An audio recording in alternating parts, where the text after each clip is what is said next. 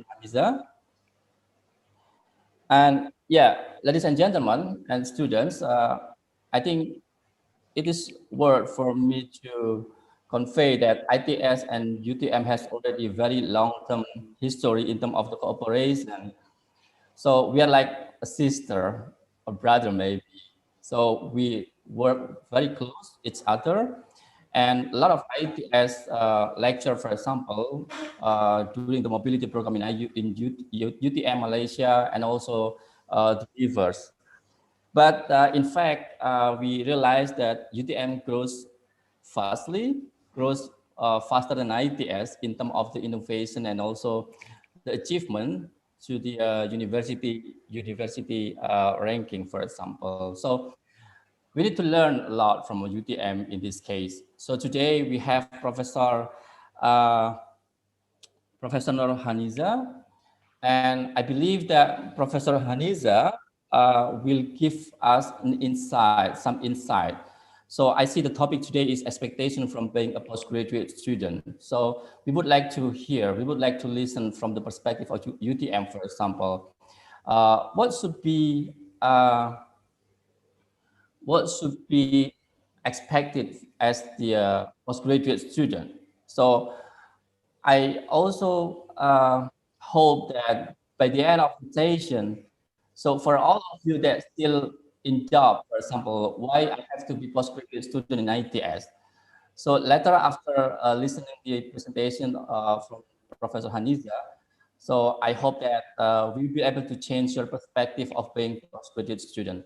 So I believe that the innovation, the achievement that has been achieved by UTM, this is also one of the contribution from postgraduate student. And Prof. Haniza could share to us about the experience of being postgraduate student maybe in a UTM.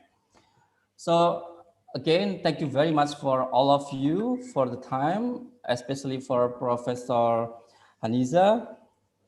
And yeah, I think I should say enjoy the session with Professor Haniza today. And thank you very much. A very enjoyable agenda for this afternoon. Thank you very much, Mbak Yasita. Assalamualaikum warahmatullahi wabarakatuh. Waalaikumsalam warahmatullahi wabarakatuh.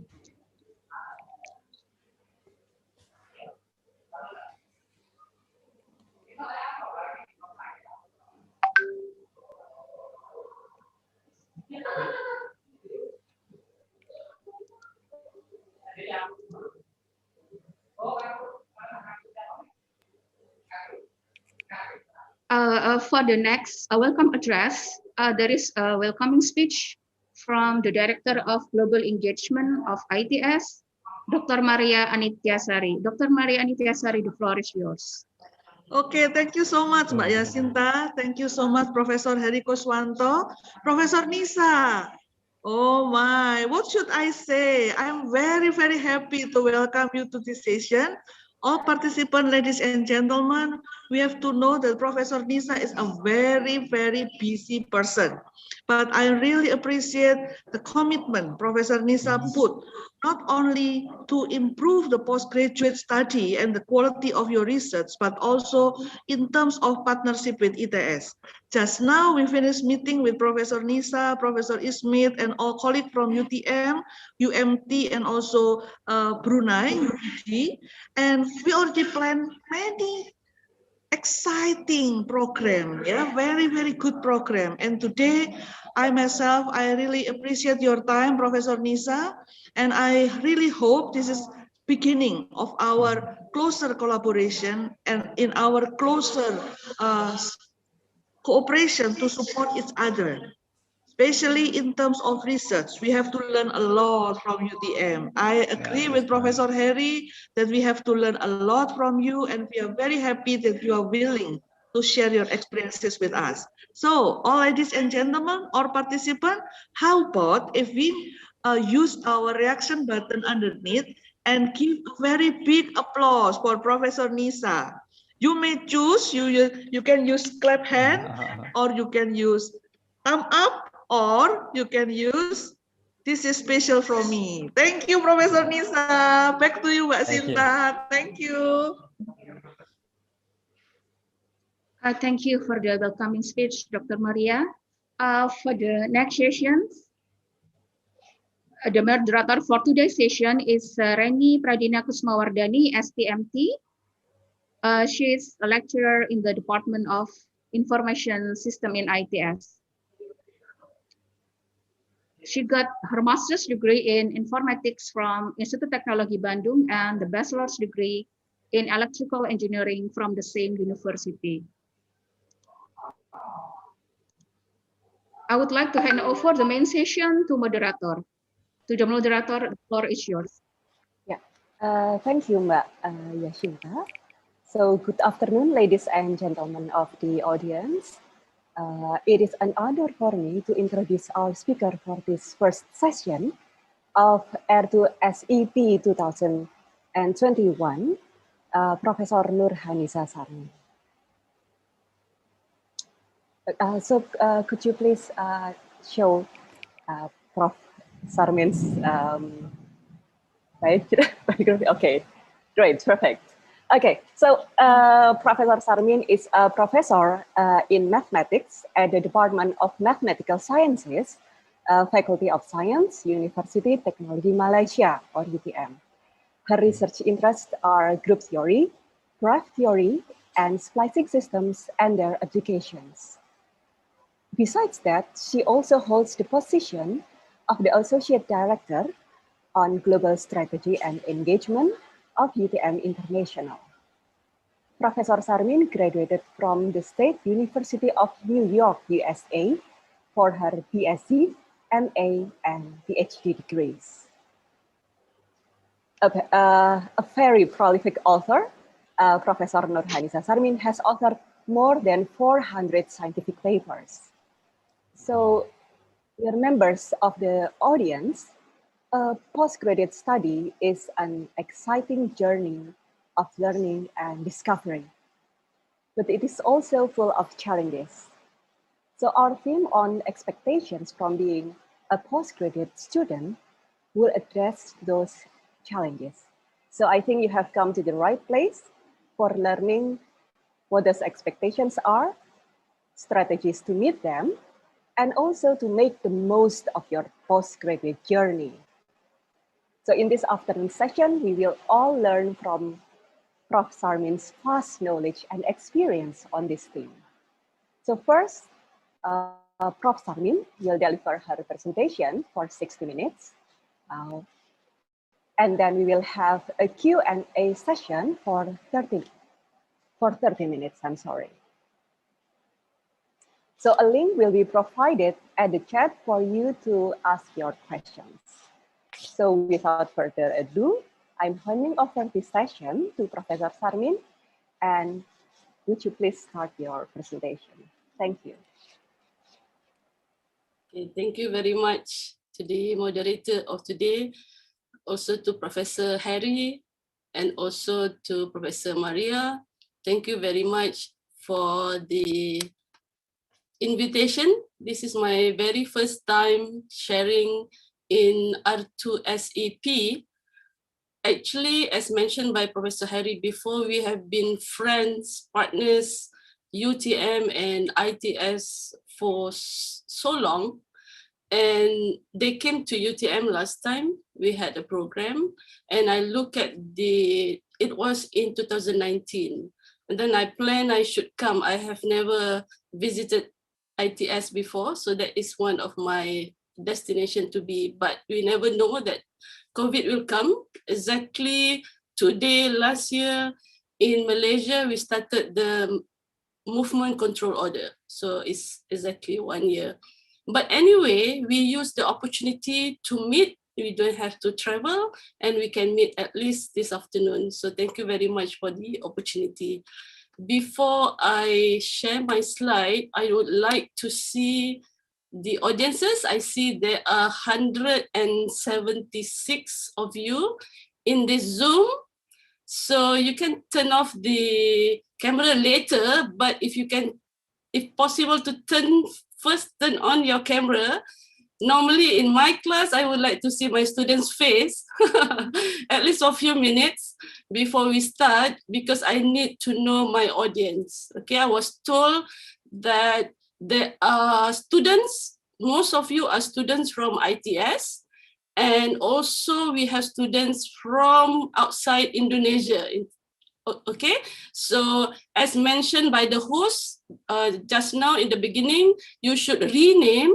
So on the top right, there is a 3 dots, right? You can rename and put whether you are S1 or S2 or S3. It's very important for me to know your background.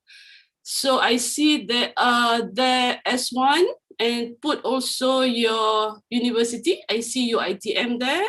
Okay, I see some of S1. Let me go. We have 5 pages here. Wow. All right, more S2. S2 would be masters, right? S1 would be bachelor's, undergraduate. And do we have any S3? Yes, we do have S3. We have other universities in Malaysia. Okay. All right, we have lots of masters. All right, so I will share about something that will benefit everyone. If your internet is not that strong, it's okay to turn off your camera. But if you want to stay visible, then I can see whether you're smiling or you're sleeping. All right, okay. So I don't have that much time. Let me just start with my screen sharing. Hopefully this works because it rains very heavily in my place now. Okay, can you see my slide now? Yes? Yes, Prof. All right, okay.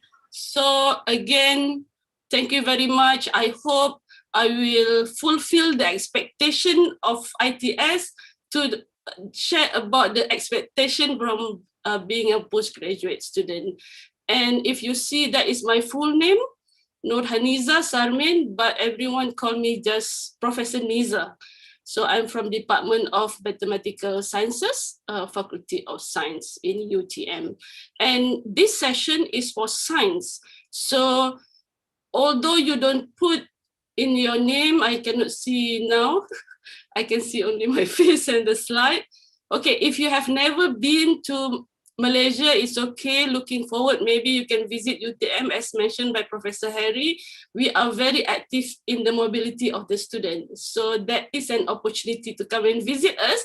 This lake is inside our campus in Johor Bahru. So we have two campuses, one big one in Johor Bahru, another one in Kuala Lumpur. This is more than 1,000 hectares, the one in Johor Bahru. And for everyone's information, Indonesian students are the largest international students population in UTM.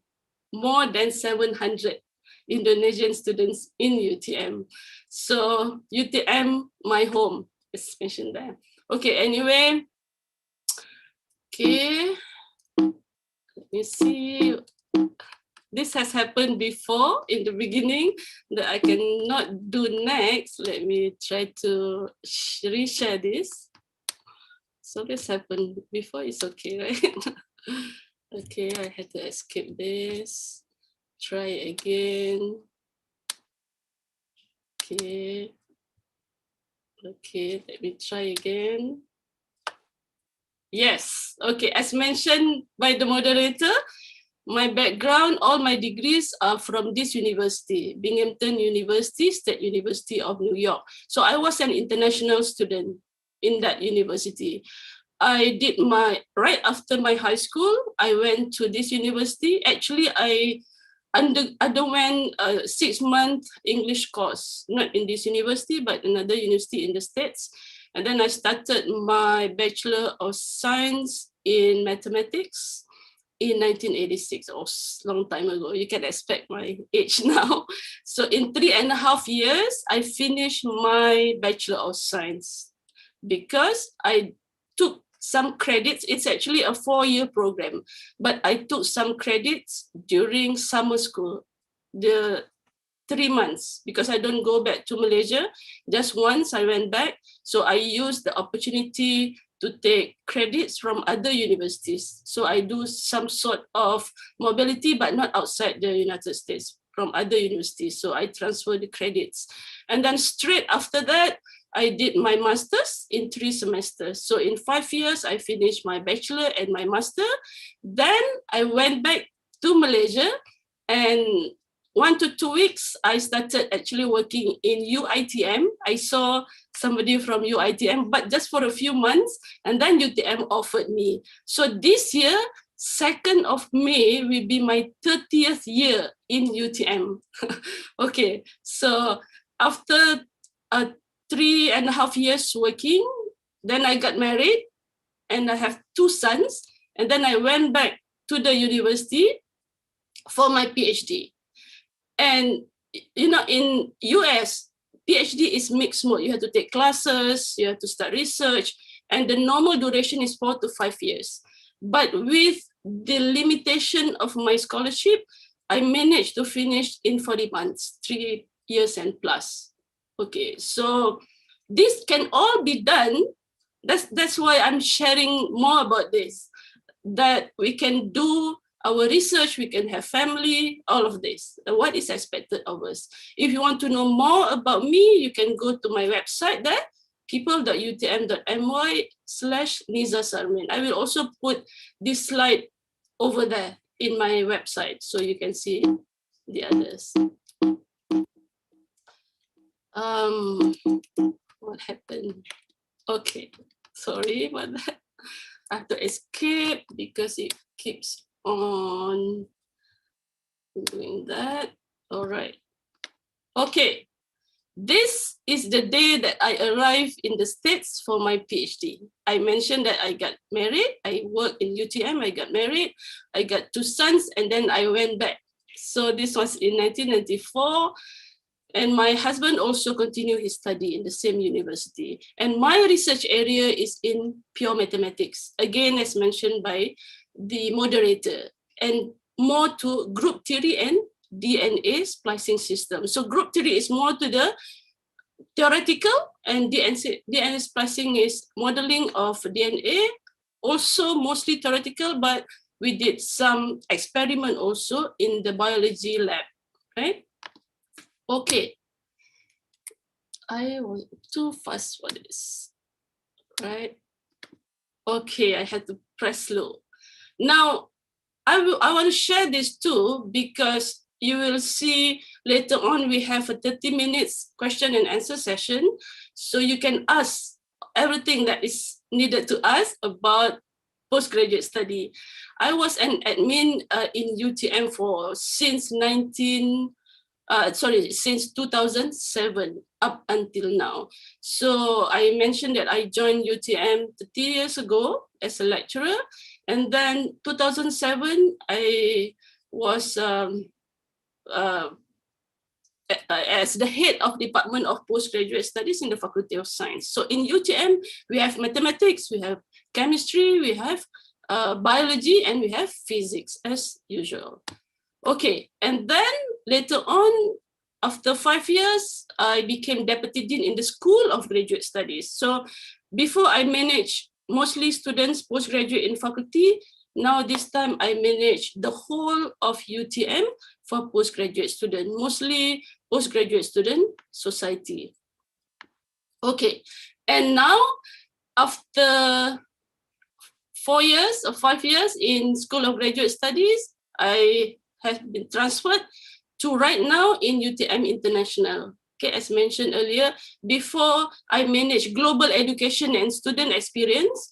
So that's why I know all these international students. We have now more than 4,000 international students in UTM and around 80 from 80 countries. So I manage their activities and so on. And then I manage the International Student Society.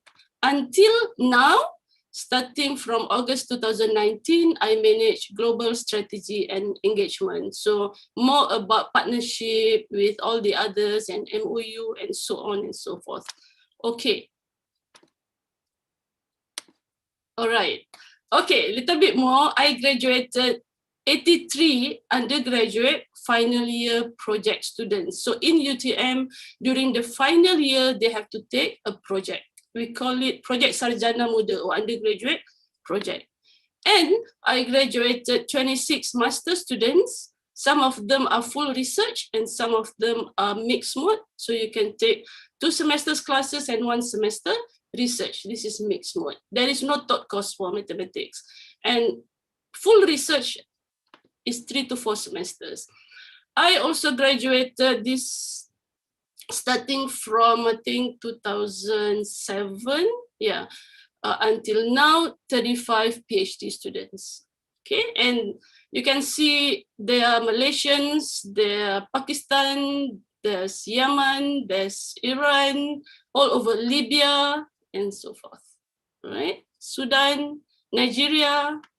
I see some of you here joining us, okay? And also now, right now, I have 12 active PhD students. So my half time is to these professors and my half time is as admin. And also in UTM, we have this program, it's called Fast Track Students. If you get first class, undergraduate, you can go straight to PhD. If you want to know more about all this program, later on, you can send me an email, all right? Okay, I have 11 of them. And I'm also the supervisor of the first, I say the first because the following year, there's the second from UTM, which is a male, but this is the youngest female PhD holder in Malaysia, in Malaysia Book of Records in 2014. Dr. Hazira graduated when she's 24 years old, 24 years and 2 months, right?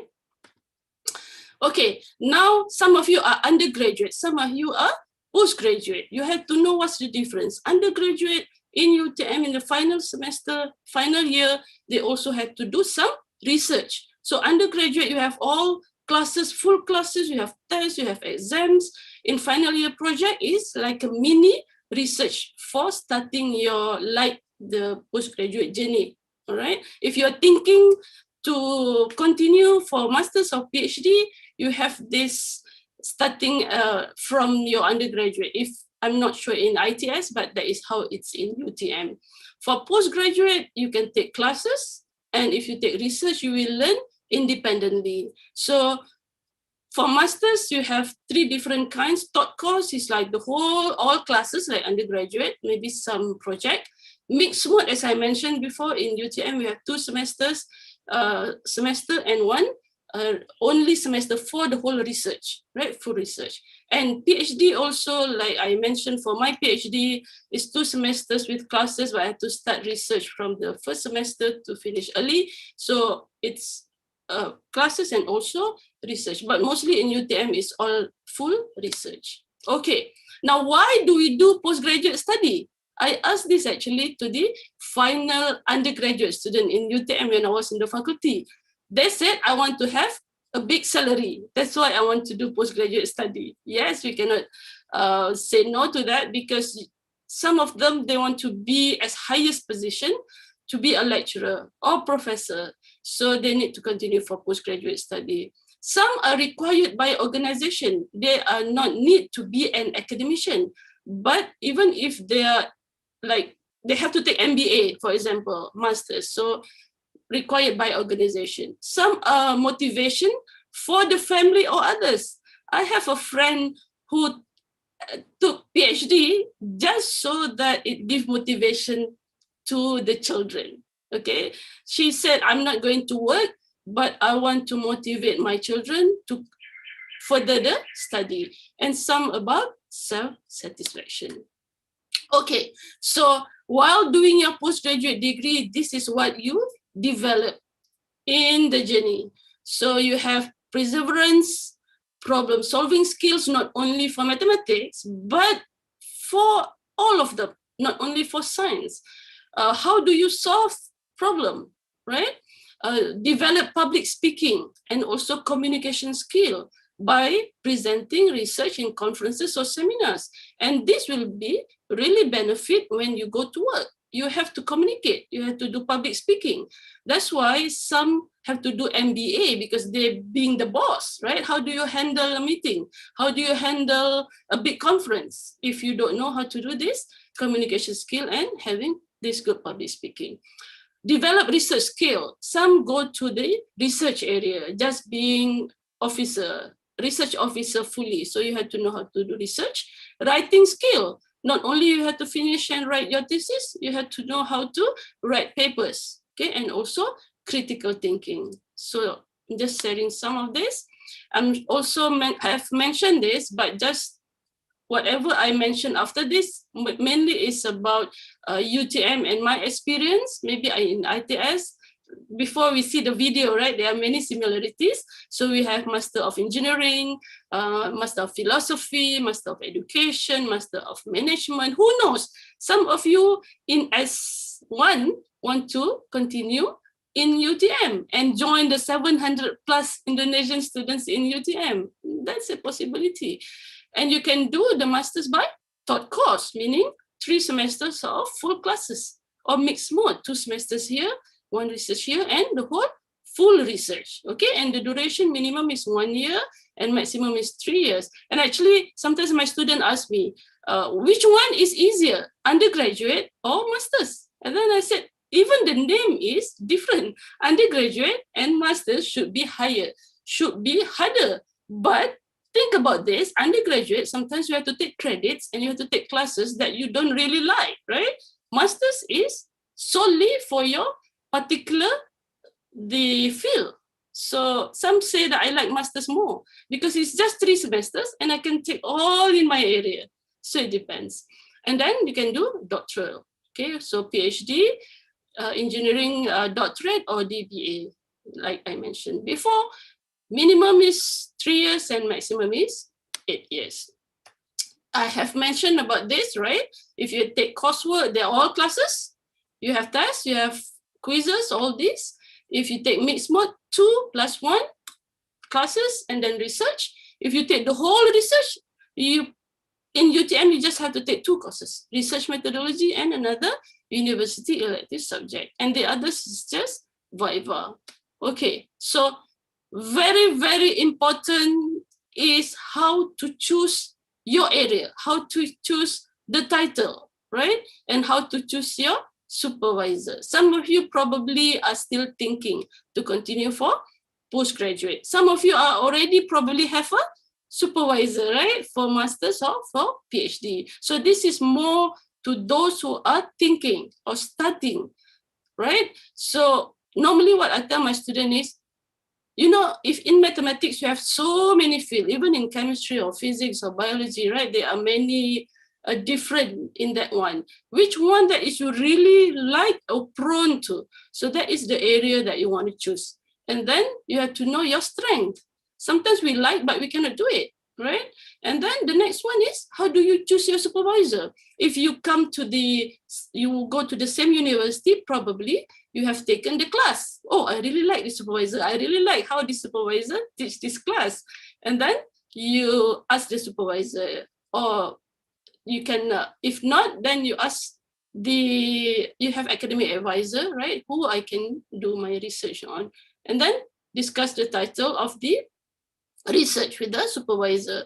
And most supervisor, they will suggest to you the title, but some students, they come up with the title. And some students sometimes ask, what if I have never been to the university? I don't know anyone. How do I choose my supervisor? So you do some background check and then you send email and see whether you can choose it as supervisor.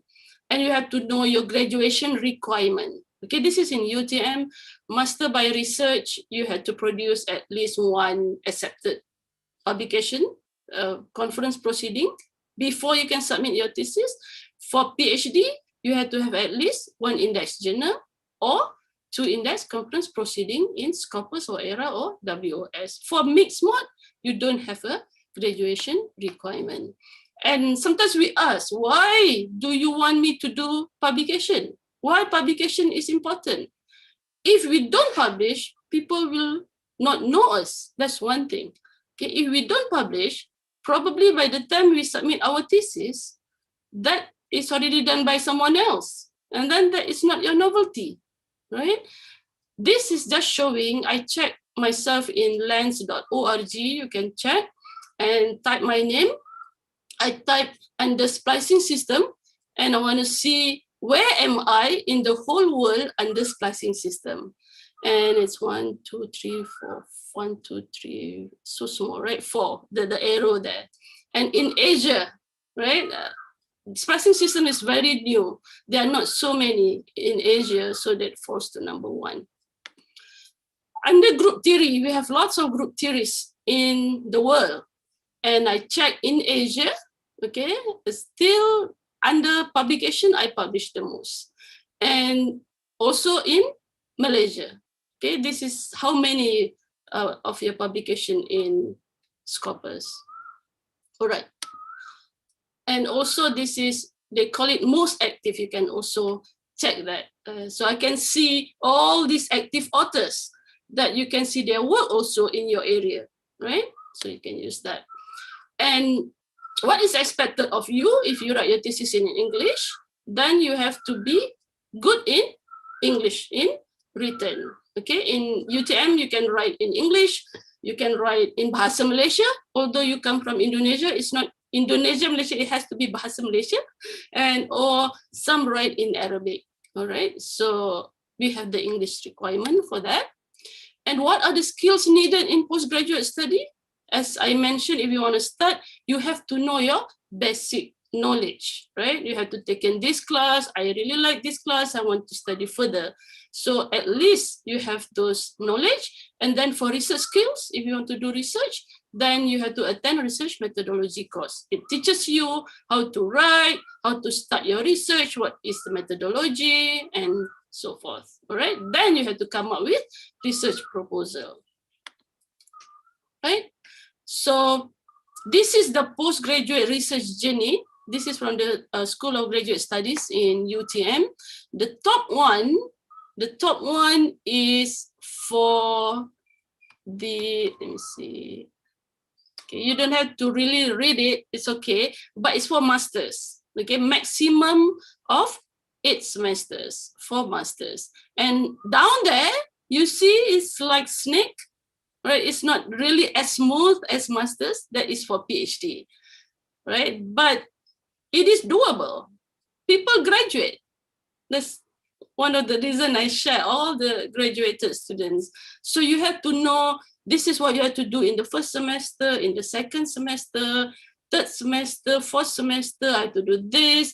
You see, there is a smile. There is a mourning because you don't graduate. There is a smile because that student have graduated in the third semester, but you have to go maybe, but that is the limit. Okay, for PhD, you have to know you have to take this maybe in the first year, you have to do first assessment, and then you have to submit your thesis and so forth. So this is the journey of a postgraduate student, master's or PhD. Okay, all right, so you have to know by the time you start registering until your convocation, what kind of journey that will go, right? When you register, you know the fast track student have second semester in UTM qualifying assessment, and then there is a first assessment. This is for research in the third semester or master second semester. You have to be ready. Okay, people will expect that you will be able to continue. You have to know even what is the first assessment. Now, before you submit your thesis, you have to submit the notification of thesis submission. Way before all of this, have to plan with your supervisor. When I'm going to submit my thesis? What about Viva? How do I prepare for Viva? What happened if my grade is, the result correction is like this? How do I do thesis correction? How do I do the submission of hardcover? When do I get the Senate letter, like in UTM? And then the convocation is just the bonus after you are done with everything. Okay, now expectation in supervision. You have supervisor and you have student. This is very important. Sometimes they mismatch. Supervisors expect the student, this is your degree, So you have to be independent. You have to possess this intellectual capacity suitable. If not, you are not a postgraduate student, probably, right? And then this candidate said, I don't know nothing about research. How do I do research? I have to have a supervisor to help me. Okay, but actually cannot be too dependent. Not all important decisions you have to wait for your supervisor, right? Some have to be done by you. Okay, so I did a survey on supervision expectation. Okay, you can get this book online. Actually, it's very, very good for postgraduate supervision, even for supervisors. Also for students, you can see what is the expectation from the supervisor. And there is a link there, okay? Now, that's question, the 1, 2, 3, 4, 5 is not the normal 1, 2, 3, 4, 5, you have to read both sides. Is it the supervisor's responsibility to select a topic, okay? Or the student is responsible for selecting his or her own?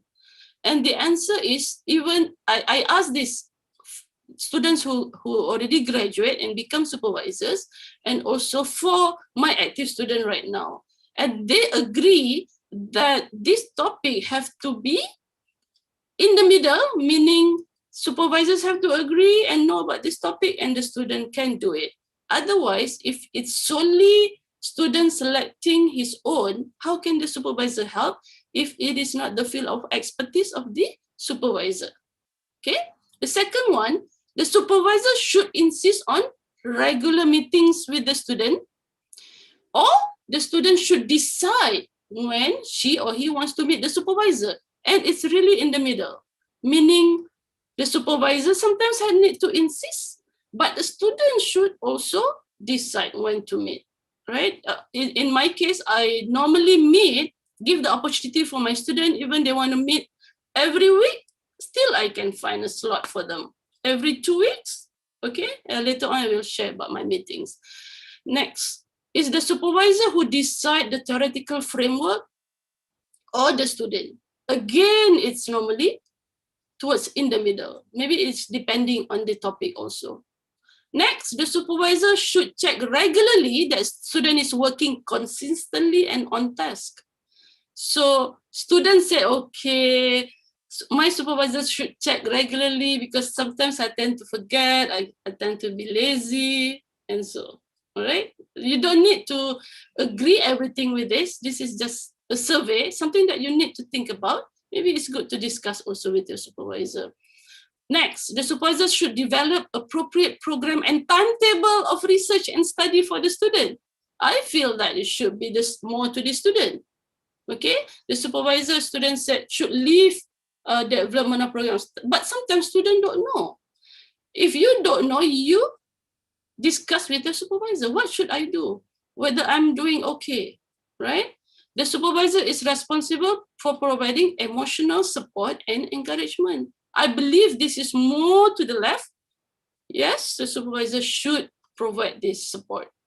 Or students should have their own support or network. No, it's more toward the supervisor. Next is the supervisor is responsible for ensuring that the student is introduced to the appropriate service and facilities.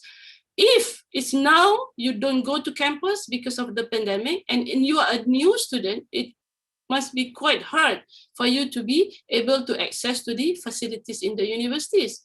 So somehow you need to get help, if from supervisor or from your seniors. Okay, the supervisor should insist on seeing all draft of work to ensure the student is on the right track. If the supervisor is me, I will insist. All right. Supervisors should only accept students when they have specific knowledge of the student chosen topic. For me, yes, because the student need to have certain criteria. They have to take these certain courses before I can accept. The supervisor should take over the final writing up of the thesis of the student having difficulty. No.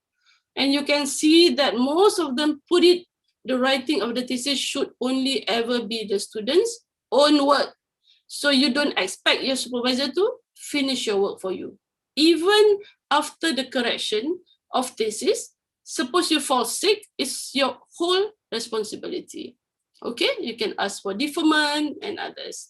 A warm, friendly relationship between supervisor and student is critical for successful candidature. You see, the blue one, the green one, they're all close to one, meaning everyone agree that you have to have a warm and friendly relationship. Okay, the one on the right said inadvisable, right? Because it will obstruct the objectivity. No, nobody agreed to not being warm and friendly. The supervisor is responsible for decision regarding the standard of the thesis. To me, yes, because now you know the supervisor will know the level. Okay, I have to go back. Sorry again. Don't know why is it too fast for me. All right, okay. This is actually my schedule. It's not on behalf of all supervisors, but I have a Facebook Facebook private group for my students. So I call it Prof. Nizas and her special people. Those are my kids, they are my students, my family too, because I put my weekly planning there, because as also Dr. Maria mentioned about my schedule and how busy I am. This is just an example. I put my schedule every week. I put like Sunday, I have this meeting, and then in the afternoon, I have this. Just now, the meeting that I had with Pro Maria is about ATUNet also, but this was last semester, November. So I will put, and then my student will see where I have a slot to meet. Oh my God.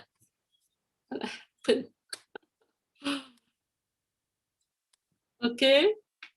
The student will respond in the comment section. Can I meet you here? Can I meet you here? Yes, and so on. And then I will insert. So giving the opportunity to my student to meet with me. Okay. Okay, now this is the schedule planning. So I'm just showing some photos. Those who put the comment in there, okay, I can meet you from here to here. Then with Daya, different time with Alia, different time. If my student has a co-supervisor, sometimes we schedule to meet together. Because sometimes supervisors expect the student to do this, but if there are different supervisors, they probably have different minds. Okay, so it's good to do this together. Okay, now during the pandemic, we cannot meet physically. We can still meet online. Make sure to update. Sometimes my students said, I said, why are we meeting today? What do we want to discuss? I have nothing to show you, Prof, but I just need some advice. Or I just need something or motivation. Okay, so sometimes it's just that, but it's good to meet at least. Probably I have something to share. Okay, and some of them, they are even abroad. I have my student from Afghanistan. I think I saw Hassan is in here. From Afghanistan, find time to meet me. Sometimes if we just WhatsApp, I have meeting, I cannot think. So I said it's better if we meet like this, half an hour can be enough, all right? If they have co-supervisors from other countries, that can be done. So we can meet. And one time my student came over to my house because that's the time that I'm free. Sometimes they come unscheduled, like suddenly, Roniza, I want your signature, I want to submit my thesis. And one time during the badminton, we play badminton sometimes, the student said, I have my thesis in my car, can you just look at it? Because, right? And then one time I said, I'm on leave, but if you want to meet, let's have breakfast with me. So we were in McDonald's. All right. And at the end of the semester, I would expect my student to present their research progress. Okay, they have to fill out the progress report. So you see my active student this semester is 12 of them. So I expect them to prepare for this. We meet, everyone present 10 minutes, and then it's easy for me to give your marks at the end of the semester. So we did this physically before COVID, and then we do it in Zoom during COVID. So everyone in the same supervisors, co-supervisor, they're all there. so they can share activities that you do. You probably have attended this seminar, but you forgot to put in progress report. Okay. Sometimes we only discuss in WhatsApp group before we meet, so it's very important also. So my basic expectation for my student is you have to check your WhatsApp if it's from me, and also your email. I have that later. Every semester, I will ask my student to have this research planning, not only for the whole master's 3 semesters or for PhD for the whole 3 years. You have to update this. Like this week is the first week of UTM. We started on Sunday. Now it's already weekend, Thursday, after 3:30. So just this morning, I met some students. Okay, show me your updated Gantt chart. Maybe things have changed. Okay, we discussed this before, and then I already forget. Probably there are updates. So share this with your supervisor and go in detail. So your supervisor will see whether you have done this. Okay, down there, we also discuss on how many conferences you want to go. This is papers for conference proceedings. This is for journals, at least once every year, at least once every semester, discuss this. And also if you have like exhibition, something. And another thing that is compulsory for the students, doesn't matter whether you are undergraduate or postgraduate, is to know your academic calendar. I didn't bring home, but I just finished putting in, even we have Google Calendar, but you cannot see the whole year. Right? I have one calendar for the whole year. I know what will be happening, big things that will be happening in like November or December. Right? Students normally they just look at holidays, but you have to know when things or deadlines. It's very important. And you have to remind your supervisor, not your supervisor reminded you about deadlines few days before. I told my students, if you want to have me check something like your papers, your thesis, papers, if it's due deadline 3 working days before. Not like, this is due tomorrow, please finish or please check. Something like this. Probably I won't have the time, all right? So like last week was the last day to submit the thesis for last semester. So I said to the students, I need like 1 month maybe to read the whole PhD thesis, give me time. So you have to submit a month earlier, right? And you have to discuss also, okay? Supervisors will expect as required by the submission, master's or PhD. What about seminar and conferences? That's why I said Gantt chart is very important. How many seminars or conferences that you're going to go? Will it costly? Will it incur any cost? Is your university have some budget for this one? Okay, how many publication do you want to send to like impact factor, high impact factor, Q1, or what is? So all this future planning. And before the submission of thesis, right? 3 months before in UTM, you have to fill out the notice of submission of thesis. I have to plan who will be the examiners, okay? So some of my students I saw the moderator, you graduated from ITB. I have many good friends in ITB. Last time we went to ITB for conferences. And then I meet some researchers in my area in some conferences, like Professor Puji, Dr. Intan. So they become my external examiner. And when that is done, we also have project. Just last 2 weeks, I got one research project with Dr. Intan under ITB. So this is what supervisors and bringing students. Last time we went to a conference in ITB, I brought like 6-7 of my students join. Okay, and then you have to prepare if you are already in like 5th or 6th semester, you plan to submit your thesis, you plan to graduate in 3 years, then you have to have at least the table of content, bring to your supervisor, is this enough? Okay, so sometimes supervisor already forget, like I have my students' name in my board, otherwise I will forget how many semesters you are now. Okay, and then the planning of your thesis writing. Are you going to give your supervisor chapter by chapter, or are you going to finish the whole thesis and give the whole thesis your supervisor, right? And then you plan for Viva. Even undergraduate in UTM, you have to have the project report, right? The final year. And then planning for corrections and planning for submission. These are all the planning that you have to think and you do.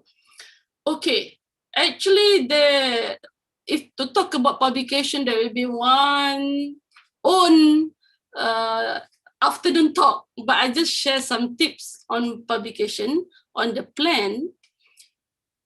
You can start off by a review paper, even in the first semester. If you are undergraduate student, you plan to go for postgraduate, you probably will start early. Like I mentioned about my youngest PhD holder, she started her research during the undergraduate. I asked her when she was doing the undergraduate project report, do you want to continue for master's or PhD?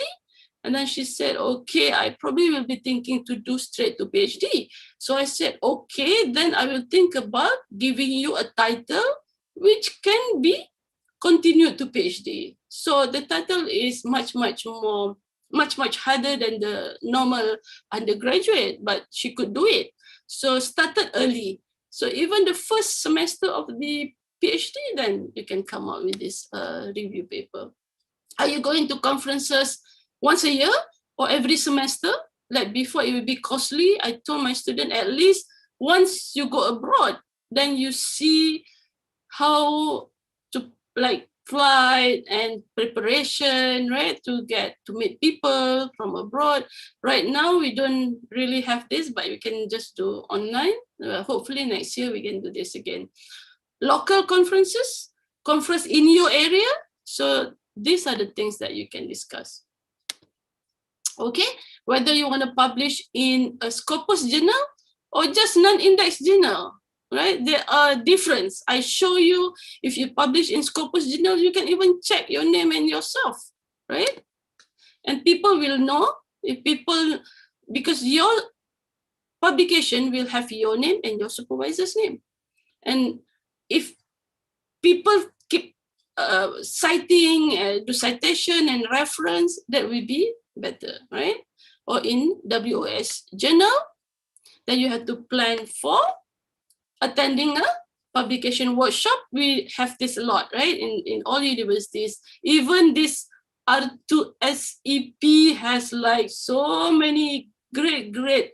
I hope that you will have the time to attend all. Take the opportunity. I remember during my undergraduate, whatever courses are offered, I will join. Even how to Word, Excel, how to do Windows, everything that the university offered, I will join because that's an opportunity. Okay, it's actually not quite, but really helpful to have a research group. So in UTM, we are one of the 5 research universities in Malaysia. We have what we call research alliances instead of faculties. We have 7 faculties. Faculty science is one of them, all the departments. We do also have research alliance. So I belong to Frontier Material Research Alliance. There is a dean there, and there's a research group. So we belong to one applied algebra and analysis group. So my students and other staff members, like 5 or 6 of us, we have students. So we do conferences, we do seminars, we do a mock viva, we meet monthly. So you meet other students, we do workshop together. Then even the students will meet each other. So sometimes it's very hard to just do research by your own. So this is, like I mentioned before, I bring my students to a conference in ITB in 2019, biannual group theory conference. This year, just last 2 weeks, we had the 6th BIGTC online for India. So I hope in 2 years, we can have it somewhere else physically. We have a monthly meeting. We also have seminar locally. So I normally will take the opportunity to go with my students. So we meet other people. And also we do Hari Raya celebration. So sometimes we need to just meet outside the academic environment. And we go for bowling once every semester for the group. So what do we do? For students, get to know your supervisor. At least once you get your supervisor for research, even undergraduate, you will know for 1 year, right? For UTM, 1 year. Masters, maybe if it's mixed mode, 1 semester. If it's for the research, maybe 3 to 4 semesters. If PhD, at least 6 semesters, 3 years. So at least you show our respect, right? You have to at least know a little bit about your supervisor. Get to know the family, right? At least you care. And when you receive a supervisor, did you check the background? Did you check the website or the CV? Or do you know your supervisor's background? This will help actually in getting to know your supervisor. And you have to think your supervisor as part of your family. There is a gap. It's not like, oh, this is like my mom or my dad. No, there is that gap. But I think this is important.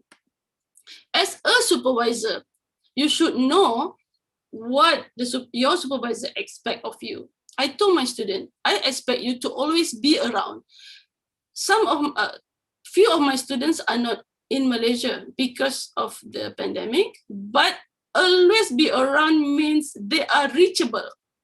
Okay, don't ignore your supervisor. Say, my email, my supervisor always give me work, just ignore the email. At least acknowledge if you receive an email, right? Come to appointments on time and fully prepared, right? Everyone knows that I'm really, really punctual. So make sure you come ahead before the time and fully prepared. If you're not prepared, it's okay. Probably you have problems, but share it with your supervisor. The basic things that you can do is always check and reply emails and messages, right? This is the list that you can do. Always update your research progress. Don't wait until your supervisor asks. That's your degree. Or able to share problems with the supervisor if it affects your study. Okay? Some students like, this is like my really private life, I don't want to share, but it affects your study. You have to let your supervisor know. Keep up the good attitude. Do more than what is asked. The supervisor asks you to do 1 page, you do 2-3 pages. Then your supervisor will be, wow, right? Okay. Many times I cannot join some activities with my student, or my student went to some activities, academic activity. I said, I need to know what you know and what you don't know. So if you went to any activities, write me a report. So I know you attended, right? If possible, you don't mix your personal problem with research, but sometimes you cannot avoid, right? You have to be able to work independently and not to rely solely on your supervisor. Whose degree is this? If you want me to do everything, let me take the second PhD, right? But I'm here to help you, okay? Let's sit this and let's try to do this. This we can do. Okay, you have to understand that the supervisors have many other responsibilities. That is why I always share all my meetings with my students. Okay, I really love teaching. I really love doing research, but I'm the UTM being an admin. Okay, there is a huge responsibility. All right, so how do we do this? And sometimes students even don't show any appreciation to the supervisor, not even a thank you. That's as simple, right? Your supervisor share this, okay, no appreciation at all.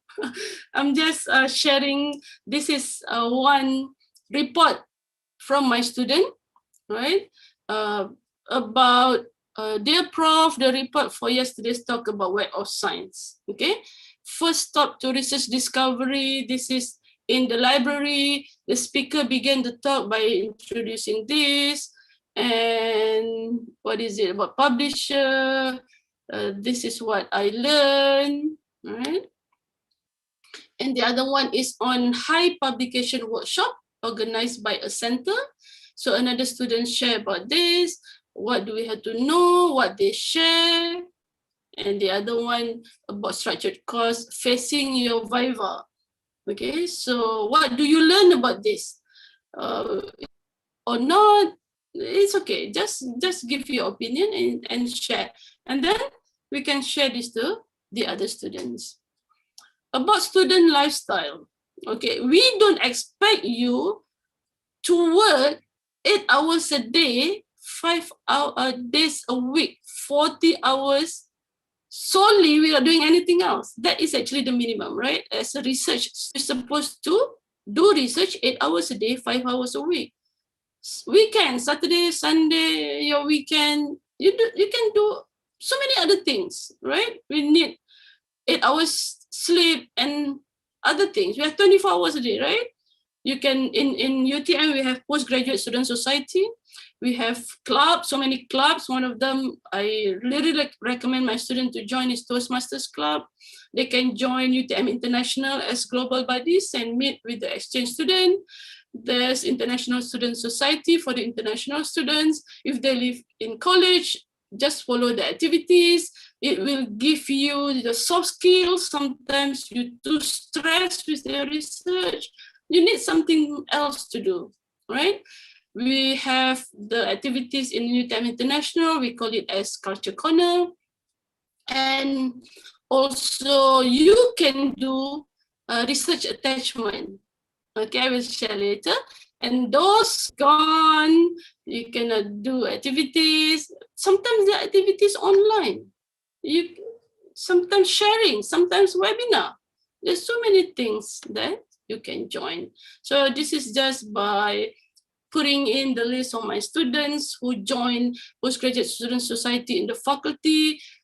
Some of them are presidents, some of them are treasurers, secretary, not only in the faculty, they join the whole of Postgraduate Student Society in also UTM. And we do conferences. Okay, I did not count how many, but most of my students, at least half, went for research attachment abroad. So I sent one to, I call him like my PhD brother because we have the same supervisor in Indiana. And then one I sent to my alma mater, my university, and another one with another professor there in my university. Another one, they went to UK. One to my sibling sister, PhD. And then I'm also collaborating with professors from Mashhad in Iran, and another one in Brazil, another one in Tehran. Some of my collaborators, research co-supervisor for the student.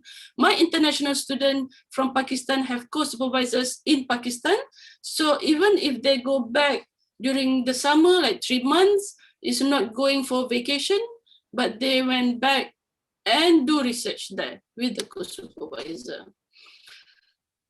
My students also join, most of them, UTM Toastmasters Club.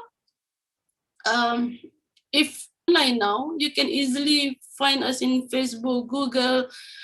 Even tonight, we have this at 8 o'clock. I'm not sure whether we do it FB Live, but in our regular meeting, every 2 weeks, you can join and see what do we do as communication skill and leadership skills. And Toastmasters Club are available in the whole world. It's international. And this is what we do. I mentioned about International Student Society and ISS Indonesia, PPI they call it, Persatuan Pelajar Indonesia, is very, very active. One of the most active international student society in UTM, and every year they get the award as the best international student society. So we have this activity, not during COVID, but before, and we have at least a dozen of international student society in UTM. If you are fast track student, I'm not sure if ITS have this, but even in Malaysia, if you are from any local university, you can apply to UTM for this. If you don't have experience and you don't have that much knowledge, my tips would be to attend, even if you are not fast track, if you are PhD student, but you don't take that many courses, I would recommend my student or suggest to sit in as many of master's classes, attend as many of structured courses organized by Postgraduate Student Society, attend as many seminars and academic programs, update your research progress to your supervisor regularly. Okay, although sometimes we are busy, but it's okay. A little bit push, I think it's okay. Even the supervisor say, hey, this student again and again, but it's our responsibility. And approach seniors or research group members.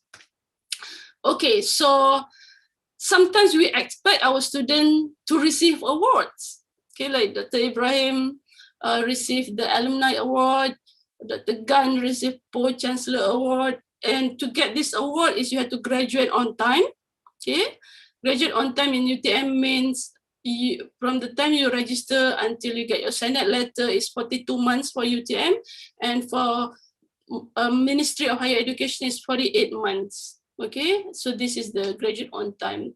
And you have to publish, you have to be active, you have to get awards, and this criteria will give you award. And I mentioned about this, how to manage our time. We have how many hours a day? 24 hours. You have 24 hours, I also have 24 hours. I put aside 7 to 8 hours compulsory for sleep. We have to rest.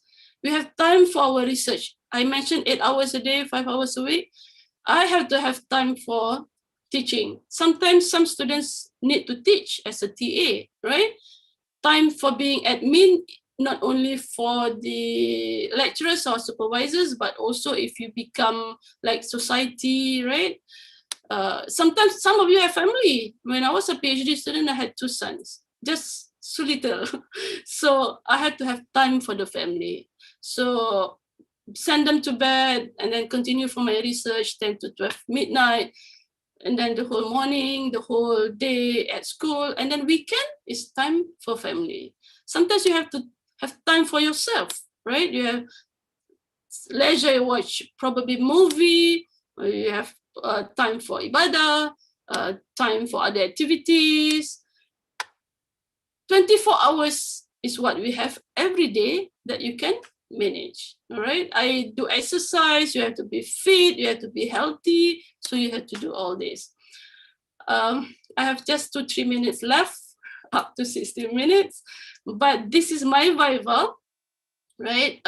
See how big they are already during my Viva. This is one of those moments for master students or PhD students that when they shake your hand, congratulations. Okay, so all of you are here as a student. This is what you want, to graduate, to get the degree. All right, so you always remember this. Life is not always easy. Success is not easy thing to achieve. There's no shortcut. You need somehow to sacrifice, but try to enjoy your life while doing it while you can. Okay, you are welcome to visit my website, people.utm.my/Niza Sarmin. That is my email, my initial, NHS, Nurhaniza Sarmin at UTM. If you have Facebook, but I don't know how many friends I have right now. If I look, the name is not really the name, or no face, I normally don't accept. I look at the biography, is it UTM student, is it ITS student, to accept, but you can also be connected in LinkedIn under that same name. All right, so good luck, everyone, and all the best. And again, thank you very much to ITS for today, and credit to my PhD student Nur Idayu that helped me gathering together. I think Nur Idayu is also in here. Thank you very much. I pass back to the moderator. Yes, thank you, Prof. Nisa, for your presentation and also for the insight and very tangible tips that you have given us. I'm sure all of us have learned a lot from you and hopefully we'll be able to apply them. We will give the audience the opportunity to ask your question. You can please raise your hand if you want to. But yeah, so while you are thinking about what you're going to ask, we do already have 3 questions. The first one is from Ika Octavianawati. And the question is, as a woman, how do you manage your time perfectly so you will have time for family as wife and a mom, and also for study and work? Thank you. Okay. That question. Okay. I heard. Did you hear me? Because I heard, right? Yes, we can hear you. Something botheringly. Yeah, not really that smoothly, but maybe you can still try. Okay. I didn't touch anything. I don't know why. No, but Okay. it's clear now. Okay. It's clear and smooth Okay. now. Yes, Yeah. now it's okay. Let me share as a student. Okay, maybe the others can mute first. Okay. I don't know why I keep hitting myself. Okay, so managing time, very, very important, right? I mentioned about doing undergraduate, I was not very, so it's much easier for the time. But as a PhD student with 2 kids and 2 boys, and being non-Muslim countries, right? So finish the time very, very properly ahead, right? You have to think ahead. I have to think as a TA at school, at university. I also have to work part-time as a tutor and also as a trainer because the scholarship did not cover the whole family. That's a lot of us work. So I send my kids in the morning to nursery and then pick up in the afternoon, 5 or 6. So during those time, I did everything. You have to do research. That's why you have to be careful. You have to think ahead. How do you spend? You have to cook. You have to bring the food for your children. Bring the food to campus. You don't have to wait in line. So I told my students, you don't have time to go 1 hour, 2 hours to eat.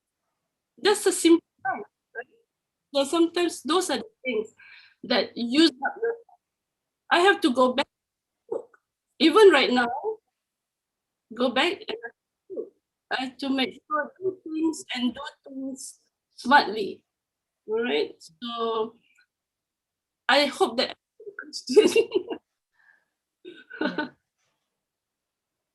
So maybe the key here is discipline and thinking ahead and planning ahead.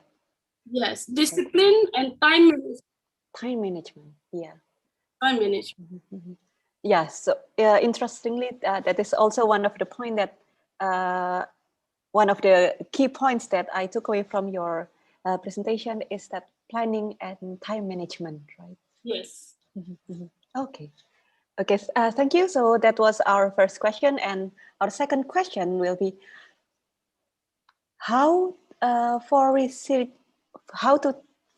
what are your tips for research overseas, and how to generate our motivation to complete research? How? Can you repeat?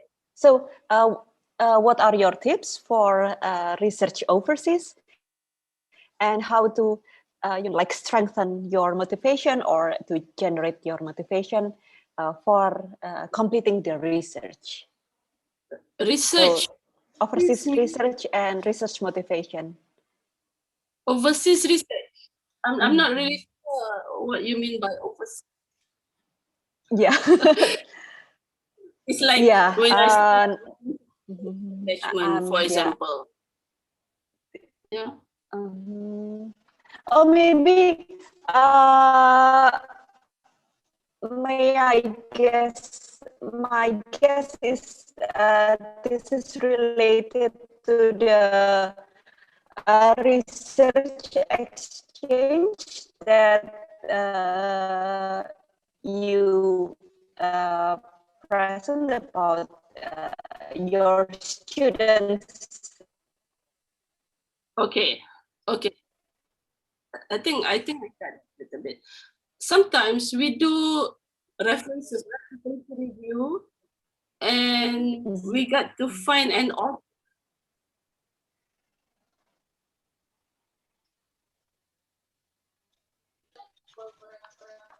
I don't know what happened. Okay. Can you hear me clearly? Oh, we lost like a couple of minutes, but it's okay. It's okay now. Okay. I think Zoom is already tired of me. Okay, anyhow, I hope just few more minutes. Okay, I think now it's much clearer. Yeah, okay. It's much better. I will help you. So Hearing myself, repeating myself. So, Right? well, what I got from your literature review, you get to know some names maybe from the of the overseas professors, Let me. which we can then Okay, contact. let me try and create the application here. I don't know what's happening with this. Sorry. Give me 1 minute. Problem. Yeah, sure. I close this. Okay. Let's maybe we can turn off our video for the members of the audience. Okay. Maybe it's too many. Yeah, I guess so. So please, members of the audience, you could please turn off your video.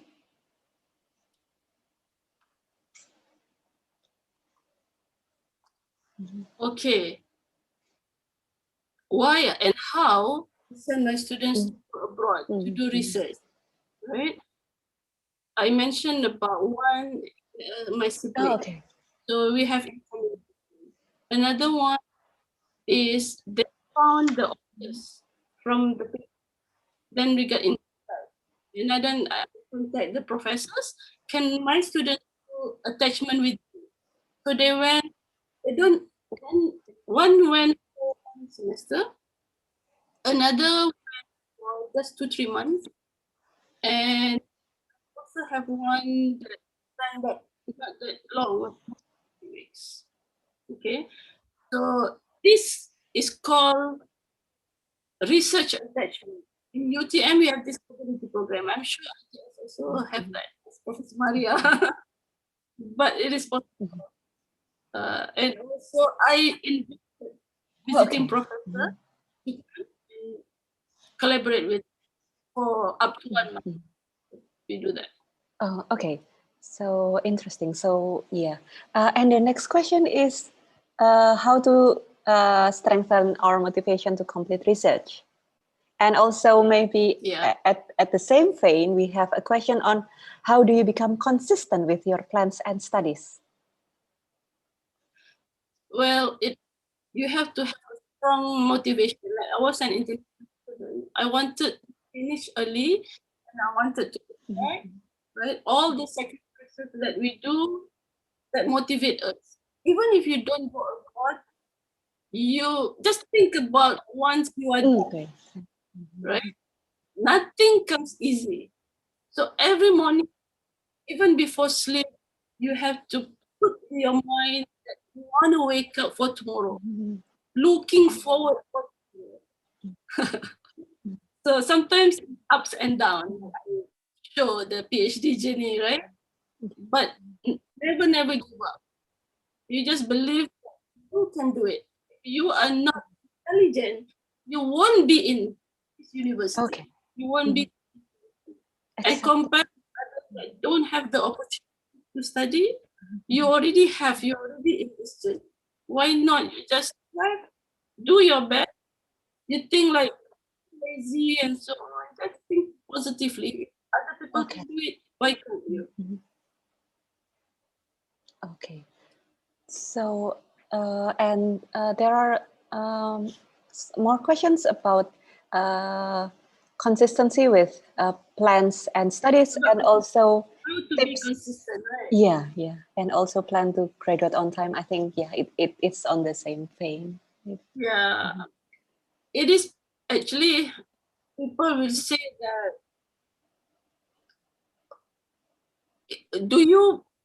you cannot give up the quality to graduate on time. We want both. We Okay. want passion, we want quality, we want to graduate. Okay. And basic thing, can you spend doing 8 hours a day, 5 days a week? Right? I'm not saying do it until 1 at night. And if you fail one time, you cannot do it like mathematics.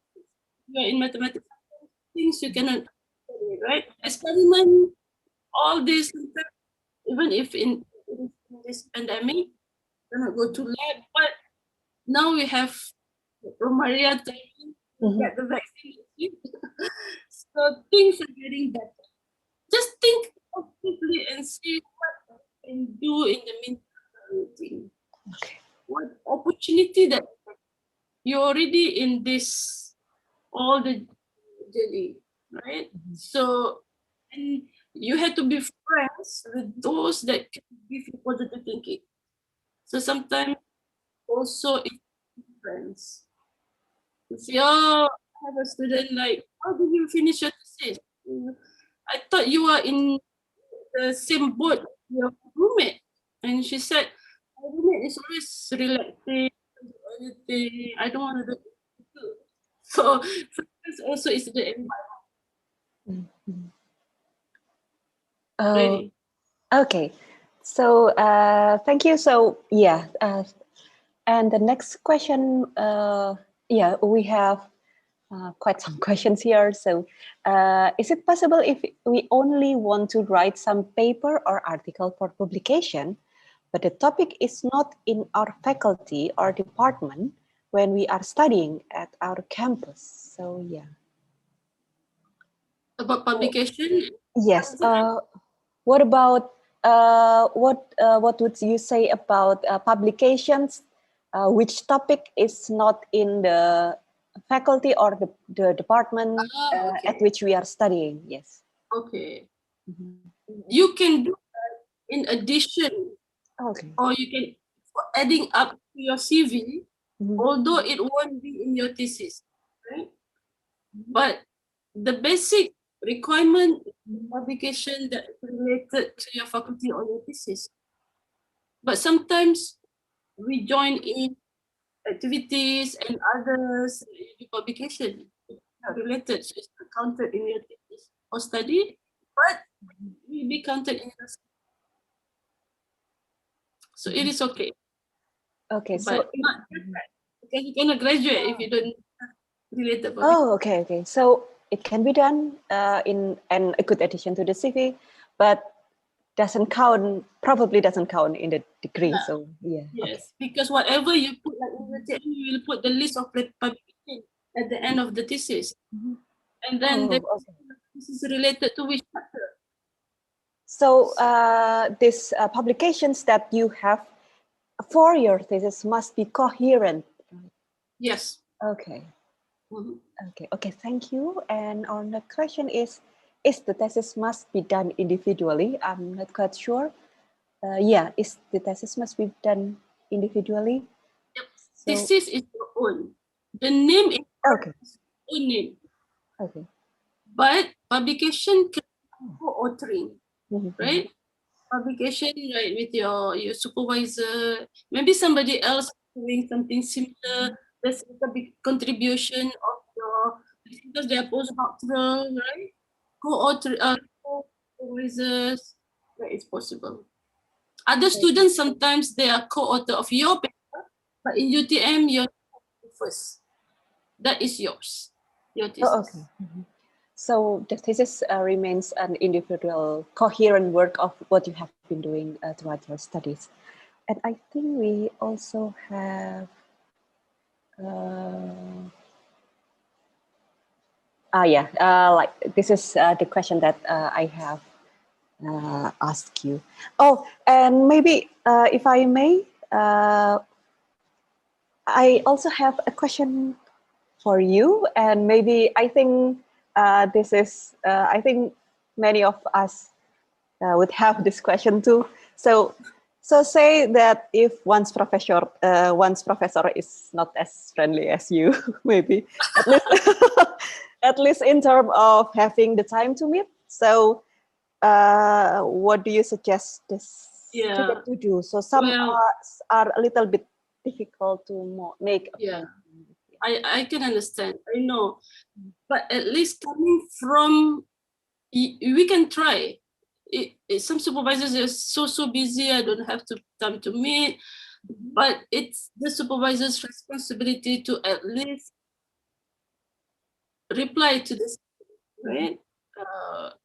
I know that your degree and you have to be more independent, but that is the role of a supervisor. Before a supervisor can accept to be the supervisor of student is part of the role, right? You have to help the student in the most way that you can. As a student, you try and send a message. If no reply, send an email until there are cases that the supervisor cannot be reached at all, because sometimes they have to sign and so on. We don't want to come to this point, but get help from the faculty. Okay. That is the last thing that the student want to do. But if it is very crucial and important for you to have it, we don't want, like, it's hard to meet and the progress report is fake, right? And then the supervisor said, at least you have the email. If you cannot meet, it's not your fault. But if you don't try, then it's the student's fault because you don't try. There is no proof that you want to meet your. Oh, okay. So before when you know, like when it is like you must. So before we come to that point, the book that I shared before, if you can get hold of that book, there is a agreement, like an MOU at the end of the book. It's very good. I never use it. I'm gonna use it maybe after this. What is the agreement for? I think the first day you meet with the supervisor. Do you agree that we meet every week or every 2 weeks or once a semester or once a month, or the others not meet physically or in Zoom, maybe just put in emails? Need to get that kind of agreement. It's very important. To me, once a month is like should be more than that. So I think it is also one of the point of your talk. Respectful communication with professor is very important. Yeah. So if once you don't get a reply, well, of course, maybe they're busy and they don't get to see your. Sometimes we didn't realize your email. Yeah. I got emails like hundreds every day. Wow. Yeah. Okay. If I will reply in 2-3 days, you ask me again, send that email again. Maybe I didn't see it. Don't assume. Assumption is very dangerous. You just assume, right? Send a message. If it's really urgent, Normally I don't tell my student to call because I'm always in meeting, but message or email. If I missed it, remind me. At least if the supervisors mad, upset, whatever, you have done your part. Okay, so yeah, we need to like do our part in this and try again. Yeah. Okay. Okay, and also I think yeah. So what do you say if a graduate student and their supervisor disagree on a topic or at any given time during the study on how to approach a problem or even maybe the topic that the students should undertake? So what are your advice and thoughts on this? It is very important to agree. It is very important. Okay, very important to agree. If you have a disagreement, if you can find probably someone else that you can, it's not like you don't have the supervisor, but probably it's based on a paper with certain authors, right? It is okay for you to write authors or you get a second opinion. Sometimes supervisors don't like it. But if you cannot come to agreement, it's very dangerous because what happens when you present in your viva and turn out that either one that you choose is like even the examiner said, you did something, don't follow your supervisor, turn out that the thing you do is wrong, and the examiner said that you did not follow your supervisor's advice, right? Or I don't want to say that, but sometimes probably supervisors also human, right? Make mistake, then you just follow. Although you know it's wrong, you are the one, it's your thesis. So try to discuss, try to get agreement, show your proof, and probably some of the times you can get others to help, like other expert, right? Or us, the stick of your supervisor, you have someone else that can probably double check, and hopefully you can get to that agreement. It's very dangerous to disagree with the supervisor because your supervisor is the one that will defend you during your viva. Okay, so yeah. Okay, so we need to try, as best as we could to reach such agreement, right? Okay, okay. Thank you very much for Professor Niza. I'm sure we have all learned a lot from today's session, and if I may have some key takeaway from your speech for your presentation, it is first you need to have independent thinking and decision making, and also planning and time management, and also communication with supervisor. Okay, thank you very much, Professor Nisa. Hope we will meet again sometime.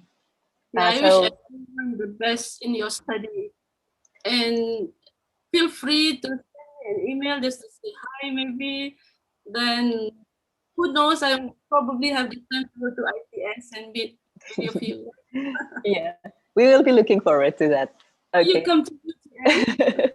If you want to do research attachment in UTM, anyone who want to know in Faculty of Science in UTM, send me an email. That will be exciting. So thanks again, Professor Niza. I'm handing over the session to our Master of Ceremony. Ya, Assalamualaikum warahmatullahi wabarakatuh.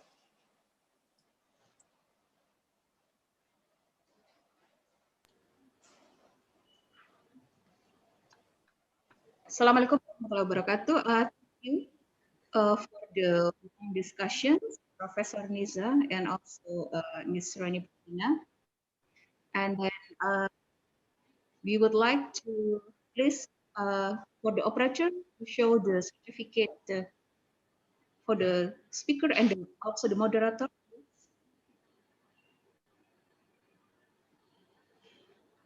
This is our certificate of appreciations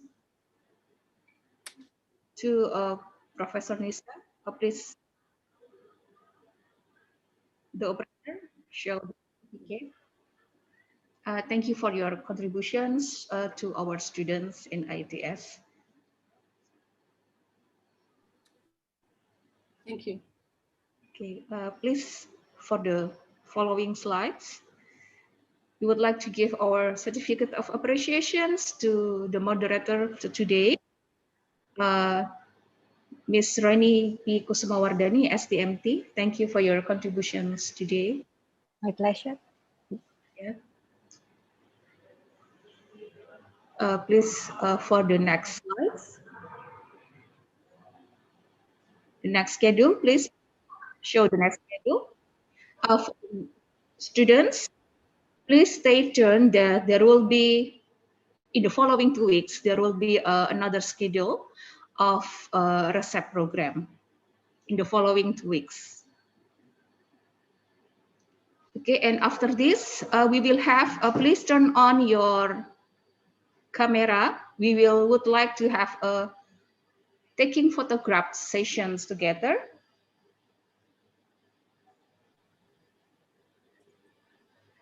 Please turn on your camera.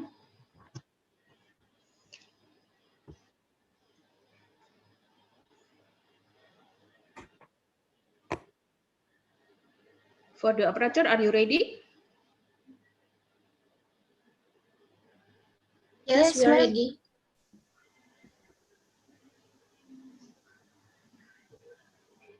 Please take our pictures together.